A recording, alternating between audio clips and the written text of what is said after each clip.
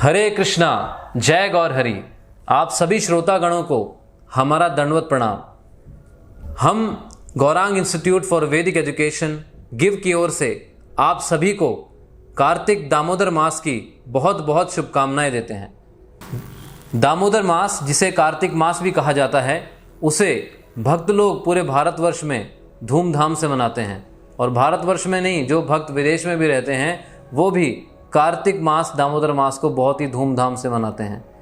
भगवान श्री राधा कृष्ण को कार्तिक मास अत्यंत प्रिय है। कार्तिक शब्द का अर्थ है अत्यंत सुंदर और अत्यंत आकर्षक। तो अत्यंत सुंदर कौन है? सबसे अधिक सुंदर कौन है? श्रीमती राधा रानी। और अत्यंत आकर्षक, सर्वाकर्षक कौन है? भगवान श्री कृष्ण। तो राधा रानी और कृष्ण भगवान, राधा रानी और कृष्ण भगवान को कार्तिक मास बहुत अधिक प्रिय है, क्योंकि इस कार्तिक दामोदर मास में भगवान ने बहुत सारी लीलाएं करी हैं और बहुत अद्भुत लीलाएं करी हैं, जैसे कि दामोदर लीला। अब आप पूछेंगे दामोदर लीला क्या है? दामोदर लीला का प्रारंभ इस प्रकार होता है कि भगवान श्री कृष्ण अपने घर में खेल रहे होते हैं और यशोदा मैया अभी बिल्कुल ताज़ा ताज़ा मक्खन निकाल के आई होती हैं और एक हांडी में डाल के और वो ऊपर उसको टांग देती हैं। तो अचानक भगवान श्री कृष्ण को भूख लगती है और भगवान श्री कृष्ण यशोदा मैया से कहते हैं कि मुझे दूध पीना है। तो यशोदा मैया उनको अपने स्तनों का पान कराती हैं और स्तनों का पान कराते हुए भगवान श्री कृष्ण को देखती रहती हैं और बहुत ही आनंद विभोर हो जाती हैं। इतने में ही पता लगता है, उनको याद आता है कि उन्होंने चूल्हे के ऊपर दूध गर्म करने के लिए रखा होता है। तो देखते हैं तो उनको लगता है कि कहीं दूध उफन ना जाए, तो वो तुरंत कृष्ण भगवान को छोड़ के और दूध की तरफ जाती हैं। देखती हैं कि भी दूध उफना तो नहीं, तो वो जाती हैं और उसको सेटल करके आती हैं। इतनी देर में भगवान श्री कृष्ण को बहुत गुस्सा आ जाता है। भगवान श्री कृष्ण बहुत नाराज़ हो जाते हैं। वो देखते हैं कि यशोदा मैया मेरे को दूध पिलाते हुए छोड़ के चली गई, ऐसे कैसे छोड़ के चली गई? तो उनकी आंखें बिल्कुल लाल हो जाती हैं। तो उनको गुस्सा आता है, तो उनको शैतानी करने का मन करता है।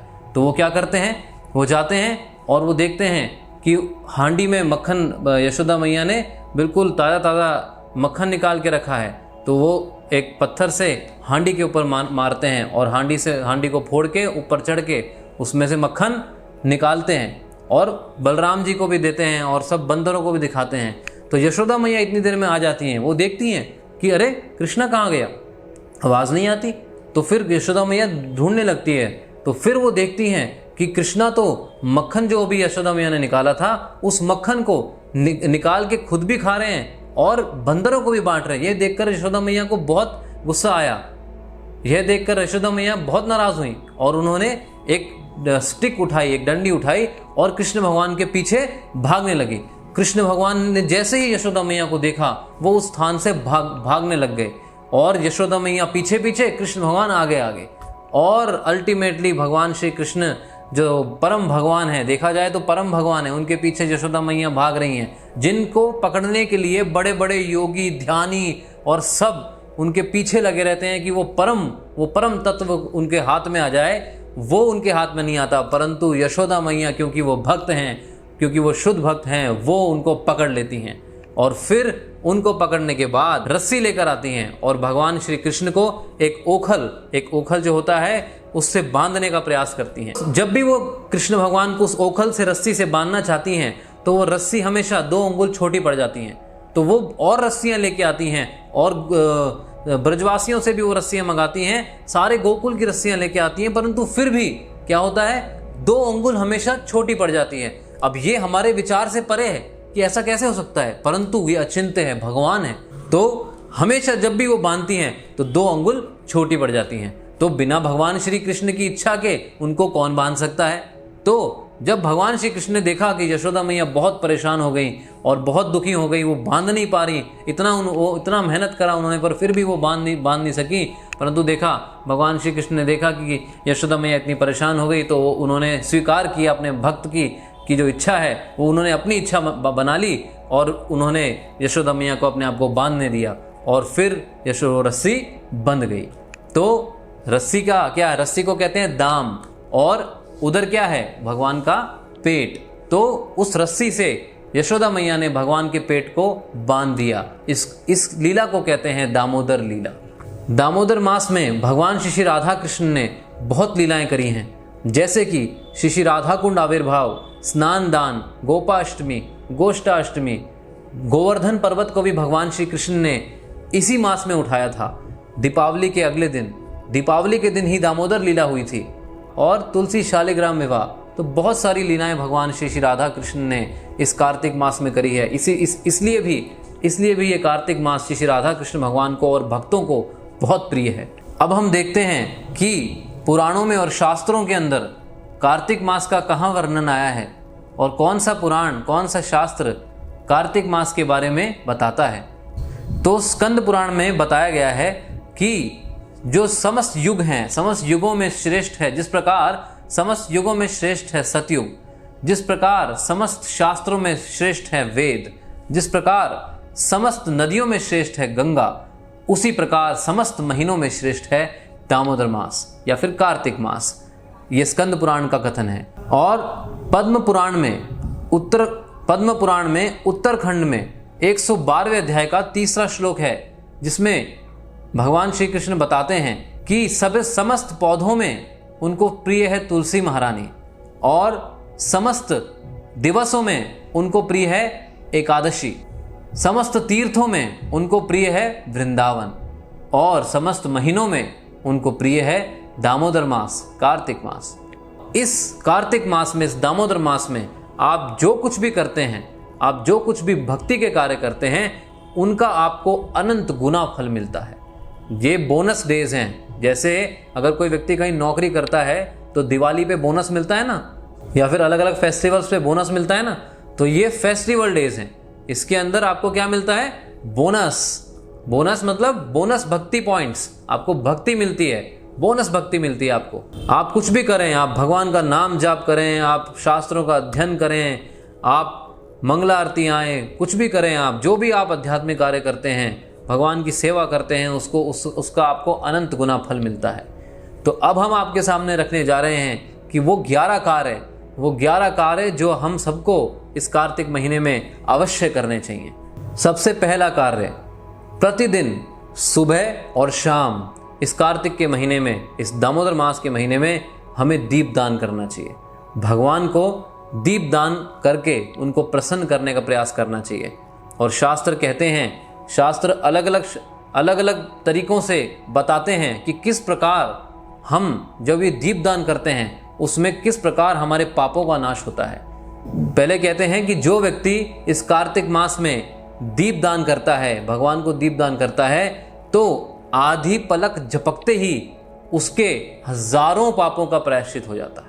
जो व्यक्ति कार्तिक मास में दीपदान करता है उसको अनंत यज्ञों, तपस्याओं सबका फल मिल जाता है। वैसे तो हम इन सब के चक्रों में नहीं हैं, परंतु जो इन सब के चक्रों में हैं उनको सिखाने के लिए वो ये समझें कि आप अनेक प्रकार के अनुष्ठान करते हैं, अनेक प्रकार के यज्ञ तपस्याएं करते हैं, वो सब करते हैं। आप भगवान श्री राधा दामोदर जी का दीपदान करिए, उनकी भक्ति करिए, तो आपको इन सब का फल ऑटोमेटिकली मिल जाएगा, है ना जी। और भौतिक संसार से हमेशा के लिए मुक्ति मिल जाएगी। भौतिक संसार से हर व्यक्ति इस संसार में दुखी है, टेंशन में है, फ्रस्ट्रेशन में है। वैसे जो भक्त होते हैं, जो शुद्ध भक्त होते हैं, वो तो मुक्ति की भी इच्छा नहीं करते, परंतु जो व्यक्ति मुक्ति की इच्छा करना चाहता है उसके लिए भी, जो भगवान की दामोदर जी की भक्ति करता है, राधा दामोदर जी के लिए दीपदान करता है, उसको मुक्ति, उसको इस भौतिक संसार से भी मुक्ति मिल जाती है।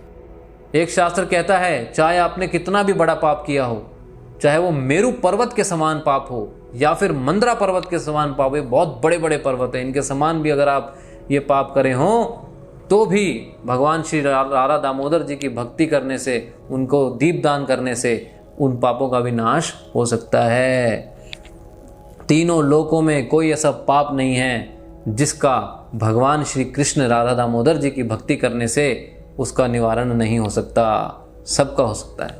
और अंतिम, जो कि हर भक्त की इच्छा है, भगवान श्री राधा कृष्ण का प्रेम प्राप्त करना, तो इस दामोदर मास में, कार्तिक मास में आप भक्ति की जो एक्टिविटी करते हैं उससे आपको, स्पेशली जो दीपदान करते हैं, सुबह शाम दीपदान करते हैं, उनसे आपको भगवान श्री राधा कृष्ण का प्रेम प्राप्त होना सुनिश्चित है। तो आप नियमित रूप से सुबह और शाम दीपदान करें। गिव गीता, youtube.com/गिव गीता पे जाएं और सब्सक्राइब करें, बेल आइकन को दबाएं, जिससे कि आपको रेगुलर नोटिफिकेशन मिले। और वहाँ पर आपको रोज़ हम यहाँ पे गोवर्धन से बोल रहे हैं, गोवर्धन धाम में डेली सुबह और शाम हम दीपदान करते हैं भगवान को, तो वो आप यहाँ से लाइव अटेंड कर सकते हैं। तो ये हुआ पहला, दीपदान करना। अब दूसरा सबसे महत्वपूर्ण कार्य ये है कि हम सभी को प्रातःकालीन सुबह जल्दी ब्रह्म मुहूर्त में उठना चाहिए और प्रतिदिन सुबह मंगला आरती करनी चाहिए, नरसिंह प्रार्थना करनी चाहिए, तुलसी पूजा करनी चाहिए। जो मॉर्निंग प्रोग्राम है उसको पूरा अटेंड करना चाहिए। फिर तीसरी चीज़, हरि नाम का जाप करना चाहिए। हरे कृष्ण कृष्ण कृष्ण हरे हरे, हरे राम राम राम हरे हरे। तो शास्त्र कहते हैं हरे नाम एव केवलम, कलौ नास्तेव गतिरन्यथा, कि हरि का नाम ही एकमात्र एक ऐसा उपाय है जो कलयुग में समस्त गंदगियों को, समस्त दुखों को नाश कर देगा। तो हम सब पीड़ित हैं, हम सब दुखी हैं। क्यों? क्योंकि हम भगवान श्री कृष्ण, श्री राधा कृष्ण से विलग हो गए हैं। तो हम हरे कृष्ण महामंत्र को हमें जाप करना चाहिए, प्रतिदिन हमें जाप करना चाहिए। बहुत अनंत फल मिलेगा, आप अधिक से अधिक जाप करेंगे कार्तिक मास में, दामोदर मास में। और चौथा, हरे कृष्ण महामंत्र का कीर्तन करना चाहिए। सुबह शाम जब आपको समय मिले, समय निकालिए और हरे कृष्ण महामंत्र का कीर्तन करिए। हरे कृष्णा कृष्णा कृष्णा हरे हरे, हरे राम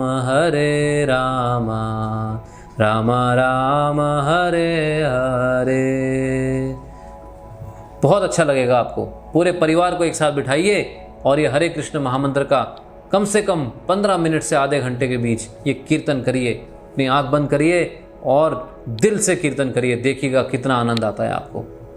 पांचवी चीज़, जो भी ग्रहण करें केवल महाप्रसाद ग्रहण करें, भगवान को भोग लगाएं और केवल भगवान का भोग जो अर्पित प्रसाद है उसी को ग्रहण करें। क्योंकि शास्त्र कहते हैं, भगवत गीता कहती है कि जो मेरे भक्त हैं वो मुझे अर्पित करके ही, जो मुझे भोग अर्पित करके ही वो प्रसाद ग्रहण करते हैं। अन्य लोग जो कि जीवा के लिए पाते हैं, अपने स्वाद के लिए पाते हैं, वो केवल पाप खाते हैं। तो पहले ही इतने पाप हैं हमारे, तो और पाप क्यों बढ़ाते हैं? तो इसलिए आप सभी से प्रार्थना है कि भगवान को भोग लगाइए। प्याज, लहसुन, मसूर की दाल, मीट, मांस, अंडा, ये सब भगवान रजोतमोगुणी आहार भगवान नहीं करते, भगवान नहीं इनको ग्रहण करते। तो इसलिए हमें भी ये सब ग्रहण नहीं करना चाहिए। तो आप बिल्कुल शुद्ध सात्विक जो वस्तु है, सात्विक वस्तु है, उसको भगवान को भोग लगाइए और भगवान का महाप्रसाद ग्रहण करिए। अब छठवा, प्रतिदिन हमें भगवान श्री राधा दामोदर जी, भगवान श्री कृष्ण की कथा सुननी चाहिए। कथा का मतलब है जैसे श्रीमद् भागवतम, श्री भगवत गीता, इनके ऊपर जो लेक्चर्स, जो गुरु जी के लेक्चर्स हैं, श्री वृंदावन चंद्रदास जी के लेक्चर्स हैं, और जो डेली मॉर्निंग के अंदर सुबह 7 बजे से लेकर लाइव श्रीमद् भागवतम कक्षा आती है, उसको आप सुनिए।